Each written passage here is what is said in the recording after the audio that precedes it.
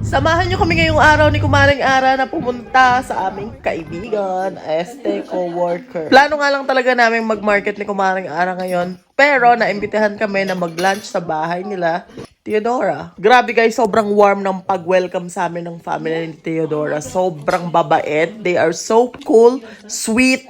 At the same time, we enjoyed every moment to their house. And it seems like we're eating in a fine dining restaurant. Because look at the food that they serve to us. They are so yummy, so delicious. And to be honest, we don't feel like others to them. We feel that we are part of their family. Okay, let's begin. By the way, this is all about food. Pagpasok pa lang namin sa bahay nila, pagkaupo namin sa lamesa, ayan, sinerva na kami agad ng soup. Yung soup nila, style niyan parang miswa, na may maliliit na meat na halo. Pero masarap siya guys, lasang miswa. Bagay na bagay sa malamig na panahon, lalo na nung pumunta kami dito, grabe, sobrang lamig. At kung hindi ako nagkakamali, negative 2 or negative 4 that time. So, the soup is very comforting for us. Grabe, sobrang sarap. At ito yung pinaka-favorite ko sa lahat, itong mashed potato. Sobrang sarap ng ginawa ng mama ni Theodora. Super smooth, creamy, bagay na bagay dito sa pork cutlet. At may share ko na nga din, hindi naman ito yung first time namin na makapunta sa bahay ng mga friend.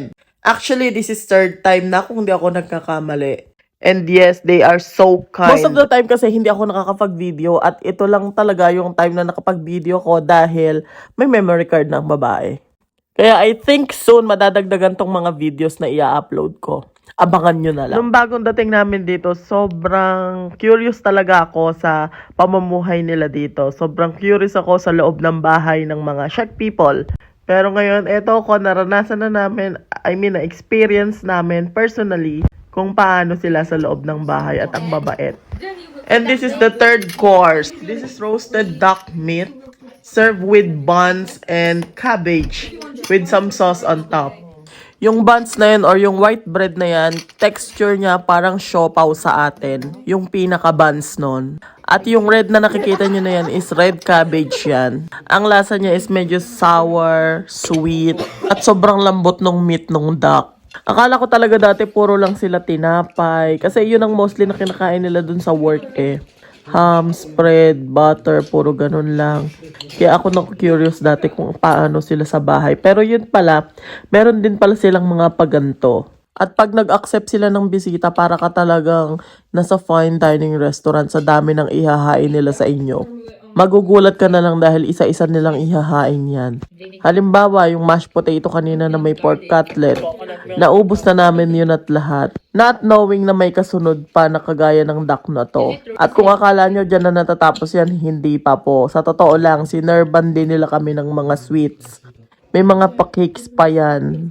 Pero syempre sa busog, hindi pa namin makain. At eto nga, may pinuntahan muna kami. It's a religious thing na ginagawa yearly dito sa Czech.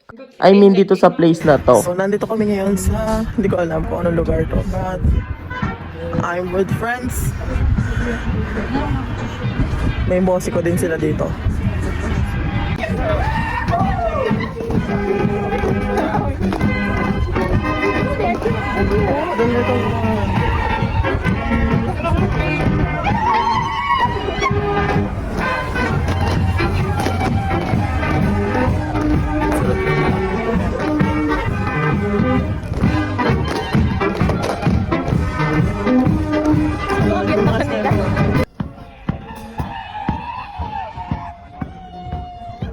Pagkatapos nga naming manood dyan is dumiretso na ulit kami sa bahay nila para makapagkape.